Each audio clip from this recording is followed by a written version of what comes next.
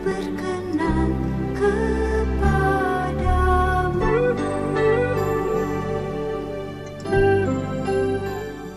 Shalom. Haleluya. Saya percaya kita semuanya bersukacita pagi ini, amin. Karena terus kita rasakan kebaikan dan kemurahan Tuhan, sehingga kita telah masuk di bulan November pada hari-hari ini, Bapak Ibu sekalian. Itu berarti tahun 2020 ini tinggal 2 bulan lagi, Bapak Ibu sekalian, ya, 2 bulan. Dan kita sudah terbatas kegiatannya sejak bulan Maret yang lalu. Jadi sudah berapa lama kita dalam masa pandemi ini, Bapak Ibu sekalian? Berapa bulan? 8 bulan. Tetapi sekarang kita masih baik-baik dan masih sehat-sehat. Amin. Tepuk tangan dulu bagi Tuhan Yesus. Khususnya Bapak Ibu sekalian, bulan November ini tema gereja kita adalah mujizat masih ada. Bilang dulu, mujizat masih ada. Amin. Dan saya percaya kalau kita masih ada sampai bulan November itu karena apa? Karena mujizat masih ada. Amin. Nah, kita harus pahami Bapak Ibu sekalian, mujizat itu tidak hanya sekedar perbuatan ajaib yang di luar nalar manusia, tetapi mujizat sebetulnya Bapak Ibu sekalian ada berbagai bentuk dalam hidup kita. Sehingga kadang-kadang orang itu kalau hidupnya normal-normal saja, dia bilang begini, saya tidak pernah mengalami mujizat. Padahal sebetulnya mujizat itu Bapak Ibu sekalian ada bermacam-macam hal yang harus kita pahami. Artinya begini, saudara hidup baik-baik dan sehat-sehat saja, berjalan normal-normal saja, itu juga merupakan mujizat. Amin. Engkau bisa melewati persoalan juga, itu juga merupakan mujizat. Jadi mujizat Bapak Ibu sekalian bukan hanya tanda-tanda ajaib, tanda-tanda heran, perbuatan-perbuatan supranatural dari Tuhan, melainkan segala sesuatu yang kita alami juga adalah merupakan mujizat. Nah, karena itu selama bulan November ini Bapak Ibu sekalian kita akan pahami apa sih mujizat itu. Nah, nanti setelah bulan November Bapak Ibu sekalian akan kita pelajari mengenai mujizat dalam hidup kita setiap hari. Yaitu yang pertama, pada minggu pertama ini akan kita renungkan firman dengan tema penyertaan Tuhan di tengah kesulitan. Itu juga mujizat. Jadi kalau engkau sedang mengalami kesulitan dan engkau bisa melewatinya, itu juga merupakan mujizat. Amin. Kok tidak amin? Kalau engkau bisa menjalani persoalan dalam hidup dan kau masih baik-baik saja, itu juga mujizat. Maka yang pertama mujizat itu apa? Penyertaan Tuhan di tengah kesulitan. Nanti minggu yang kedua kita akan dengar firman dengan tema pergumulan yang mengubah hidup. Pergumulan yang mengubah hidup saudara juga membuat saudara makin sabar, membuat saudara makin kuat, membuat saudara makin setia. Itu juga merupakan mujizat. Jadi kita harus merubah pola pikir kita mengenai mujizat itu. Tidak hanya tanda-tanda ajaib yang supranatural, tetapi sebetulnya setiap pengalaman hidup kita yang akhirnya mengalami kemenangan adalah merupakan mujizat dari Tuhan. Makanya nanti pada minggu yang ketiga kan kita dengar firman dengan tema jalannya tidak terselami, percayalah. Dalam hidup ini ada banyak hal yang kita nggak tahu, banyak hal yang kita nggak mengerti, banyak hal yang kita nggak paham. Sehingga kadang-kadang kadang-kadang kita seperti orang berjalan di tengah-tengah kegelapan dan kita berpikir, Tuhan di mana sih? Kok Tuhan biarkan kami? Kok Tuhan tinggalkan kami? Saya mau katakan kepada kita sekalian bahwa Tuhan tidak pernah tinggalkan kita, dan karena itu sesulit apapun jalan hidup saudara, seberliku apapun jalan hidup kita, selama kita setia kepada Tuhan, selama kita tetap percaya kepada Tuhan, maka engkau percayalah nanti di ujung jalan yang berliku-liku itu pasti akan ada kemenangan yang luar biasa yang kita alami. Amin. Tepuk tangan bagi Tuhan. Itu yang membuat orang-orang percaya itu tidak pernah putus asa. Kenapa? Ada sebuah keyakinan, walaupun saya tidak mengerti jalan yang saya sedang jalani ini, nanti toh di ending-endingnya saya akan mengalami pertolongan Tuhan. Itu mujizat. Nanti minggu keempat akan kita dengar firman dengan tema, Dia ubahkan hidupku. Engkau berubah, saya berubah, kita berubah juga. Itu juga merupakan mujizat. Sehingga engkau makin percaya, makin kuat, makin sabar, makin yakin, makin teguh. Itu semuanya juga merupakan mujizat. Makanya nanti akan kita tutup bulan ini dengan mendengar khotbah dengan tema alami mujizatnya setiap hari.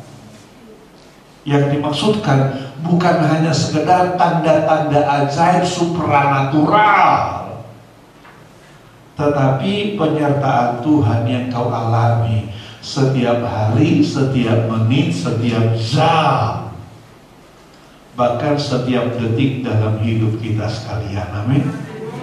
Nah saudara, kalau kita paham ini, maka kita akan lihat hidup ini selalu ajaib. Selalu ajaib. Nanti dia akan membuka jalan kepada saudara, sehingga saudara berkata, iya juga ya, kok bisa begini.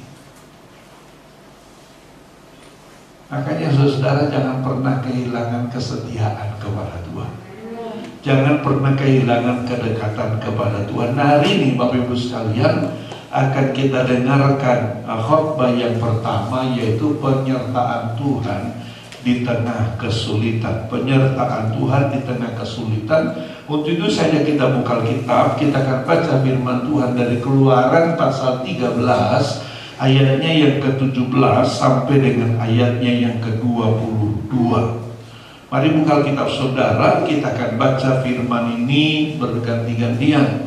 Saya baca ayat-ayat yang ganjil, sedang jemaat baca ayat-ayat yang genap. Jadi saya mulai ayatnya yang ke-17 dan terus ke 18 sampai 22 kita baca berganti-gantian, agar kita semuanya sama-sama dapat berkat dari pembacaan firman Tuhan yang terdapat dalam Keluaran pasal 13 ayatnya Keluaran pasal 13 ayat 17 sampai dengan 22. Dari firman Tuhan yang dalam Alkitab kita lihat di sana, Allah menuntun umatnya. Saya mulai 17 dan teruskan 18 sampai 22 kita baca berganti-gantian. Demikianlah firman Tuhan. Setelah Firaun membiarkan bangsa itu pergi, Allah tidak menuntun mereka melalui jalan ke negeri orang Palestina, walaupun jalan ini yang paling dekat. Sebab firman Allah, jangan-jangan bangsa itu menyesal apabila mereka menghadapi peperangan sehingga mereka kembali ke Mesir.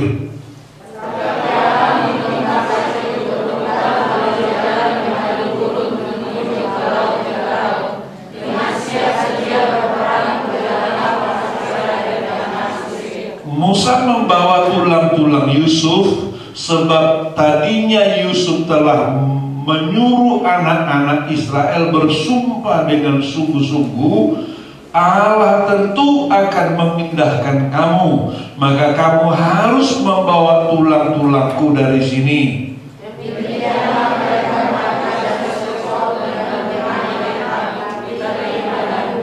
Tuhan berjalan di depan mereka pada siang hari dalam tiang awan untuk menuntun mereka di jalan, dan pada malam dalam tiang api untuk menerangi mereka, sehingga mereka dapat berjalan siang dan malam.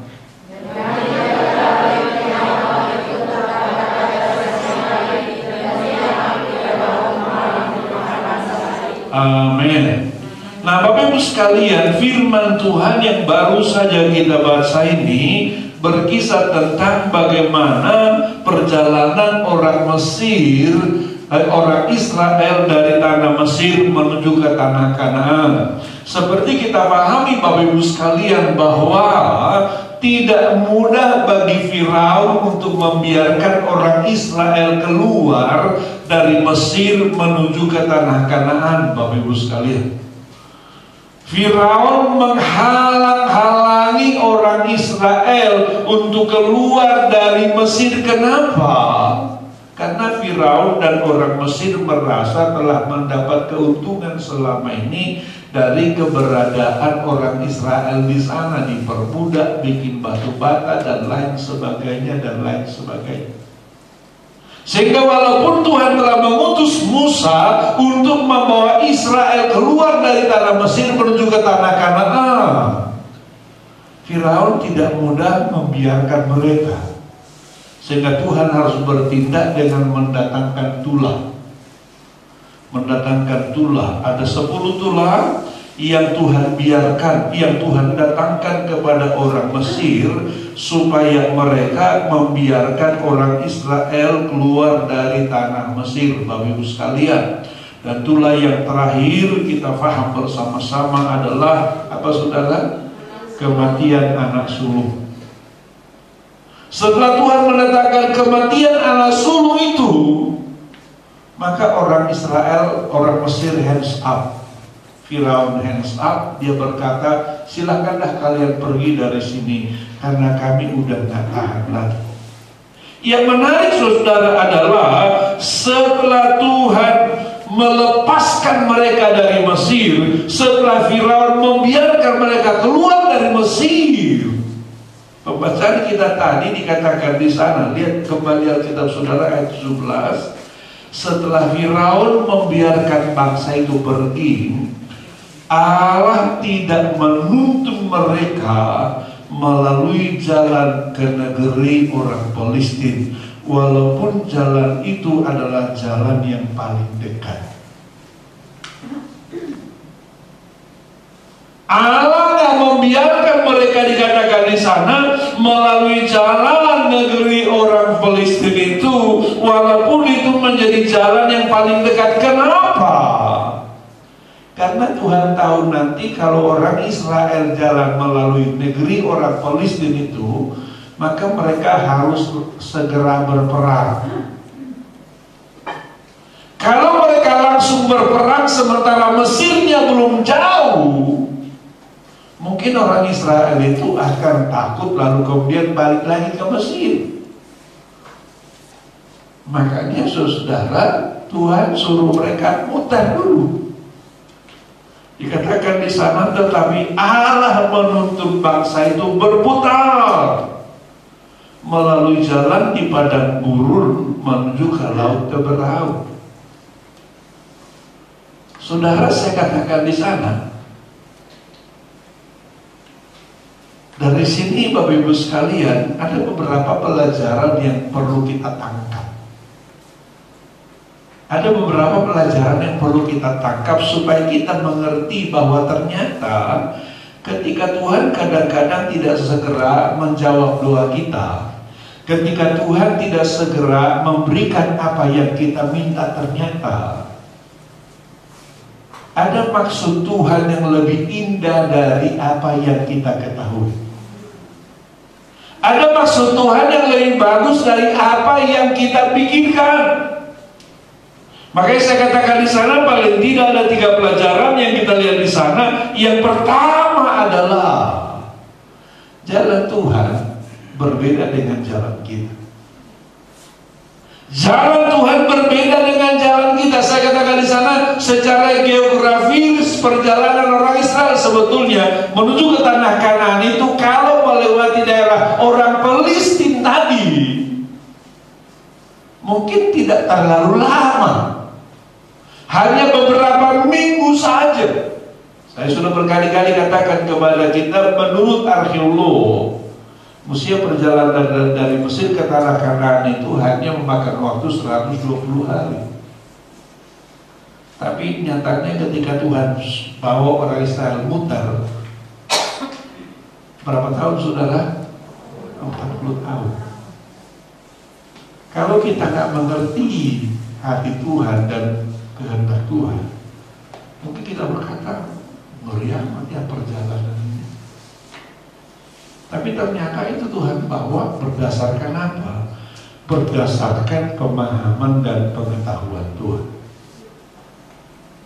Berdasarkan apa? Pemahaman dan pengetahuan Tuhan. Dikatakan tadi, kalau langsung berperang, mungkin orang Israel akan apa? Akan kecewa, lalu kemudian mereka kembali ke Mesir, sehingga maksud Tuhan tidak akan tercapai. Makanya saya katakan di sana, saudara, seringkali jalan Tuhan itu berbeda dengan jalan manusia. Seringkali pikiran Tuhan berbeda dengan pikiran kita, sehingga kadang-kadang kita kesulitan memahami, saudara. Tapi kalau kita setia, ujungnya nanti kita tahu, oh ini ternyata maksud Tuhan. Jadi jalan Tuhan itu bukan jalan yang tercepat, tetapi jalan Tuhan adalah jalan yang terbaik. Amin. Makanya kalau hari-harinya kau sedang menjalani jalan yang kelihatannya berliku-liku, sulit, berat, saudara, jangan kecewa. Tunggu waktunya Tuhan untuk memahami jalan Tuhan. Tunggu waktunya Tuhan untuk memahami jalan Tuhan, sehingga nanti di endingnya, di ujungnya, kau akan bersyukur kepada Tuhan bahwa apa yang Tuhan buat juga ternyata adalah jalan yang terbaik bagi setiap kita. Amin. Tepuk tangan bagi Tuhan. Nah, pelajaran yang kedua, Bapak Ibu sekalian, yang kita pahami dari kisah orang Israel ini, yang kedua adalah dalam hidup ini selalu ada tuntunan Tuhan. Orang Israel tadi kita lihat dituntun Tuhan malam hari dengan tiang api, siang hari dengan tiang awan. Saya katakan kepada kita di sana, walaupun kita mengalami kesulitan memahami jalannya, tetapi ternyata Tuhan tidak pernah membiarkan kita berjalan sendiri. Tuhan ternyata tidak pernah membiarkan kita jalan sendiri. Tuhan selalu menuntun kita seperti Tuhan menuntun orang Israel melalui tiang awan dan tiang api ini. Yang diperlukan adalah apa? Yang diperlukan adalah kepercayaan kita kepada Tuhan, keyakinan kita akan tuntunan Tuhan. Itu yang diperlukan, Bapak Ibu sekalian.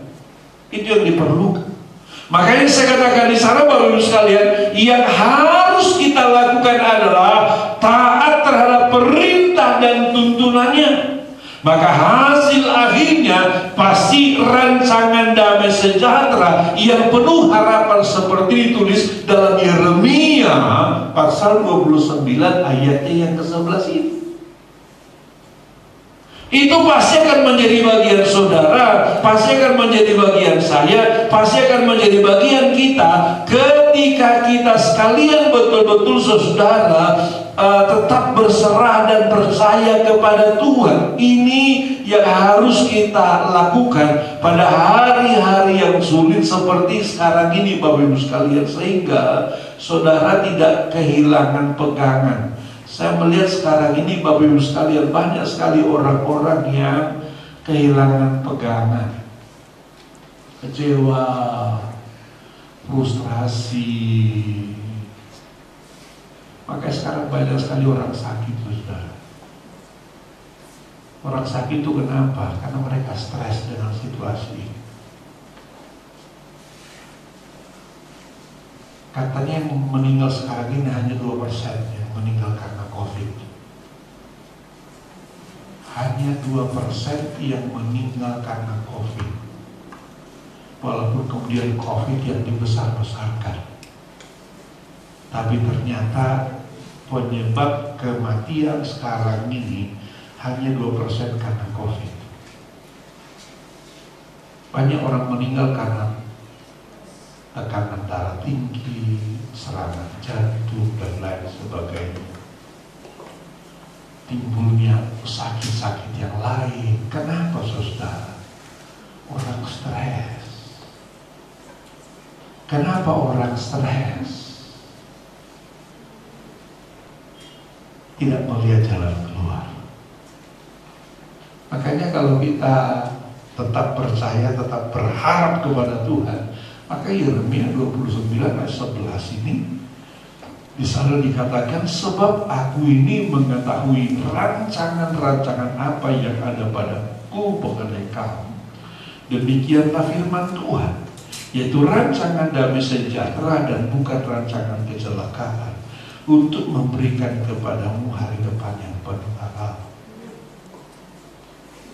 Ini akan menjadi bagianmu, ini akan menjadi bagianku, ini akan menjadi bagian kita ketika apa? Ketika kita tetap percaya, ketika kita tetap taat kepada Tuhan, saudara, sehingga sesulit apapun situasinya, saudara tetap percaya, saudara tetap taat. Nanti kau akan lihat di endingnya, kau akan bersyukur di endingnya. Kok Tuhan luar biasa ya? Kok Tuhan hebat ya? Kok Tuhan dahsyat ya? Ini yang akan saudara, ini yang akan saya, ini yang akan kita paham. Lalu yang ketiga, saudara, kita akan lihat penyertaan Tuhan yang terus menerus. Kita akan lihat penyertaan Tuhan yang terus-menerus. Ayat 2 mengatakan bahwa Tuhan tetap membiarkan tiang awan pada siang hari dan tiang api pada malam hari sepanjang perjalanan orang Israel. Tuhan tidak kadang-kadang mendatangkan tiang awan, kadang-kadang mendatangkan tiang api, tidak. Tapi Tuhan konsisten menyertai mereka. Saya katakan, Tuhan juga berjanji untuk setia menyertai kita dalam keadaan apapun. Apapun situasi saudara, apapun situasi saya, apapun kesulitan kita, Dia berjanji akan terus menyertai kita. Amin.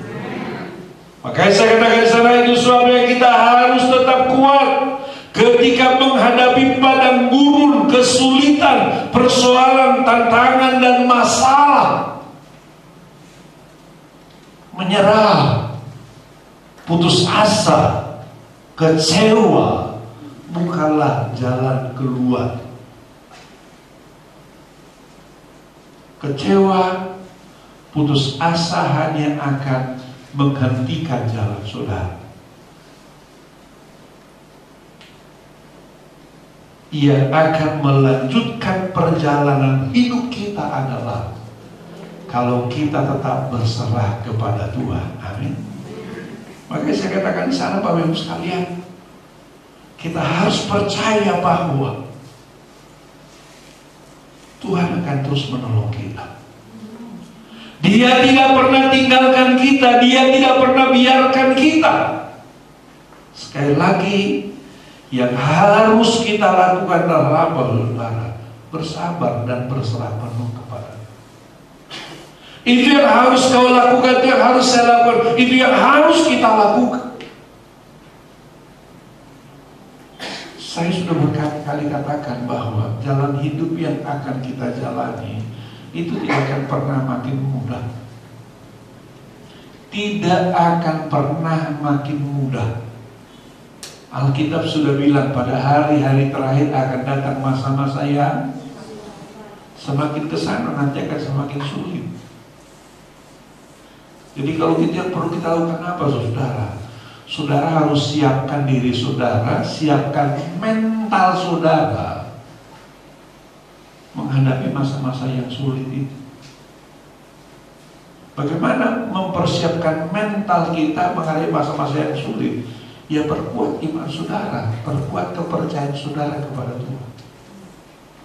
Hanya itu caranya agar engkau keluar sebagai orang yang berkemenangan. Gak ada jalan lain. Gak ada jalan lain. Gak ada jalan lain. Makanya saudara, saya simpulkan dengan kata-kata ini. Tuhan tidak memberi yang termudah bagi kita, tapi Dia beri yang terbaik. Tuhan tidak beri yang tercepat kepada kita, tapi Dia beri yang terbaik.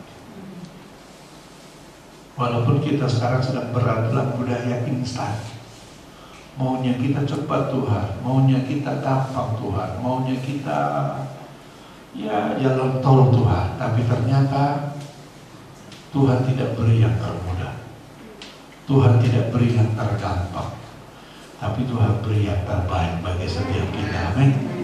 Maka tetaplah berjuang saudara, memahami dan menjalani kehendak Tuhan sampai kita semuanya meraih kemenangan. Amin. Tepuk tangan bagi Tuhan. Amin. Demikian firman Tuhan. Mari kita berdiri semua Bapak sekalian.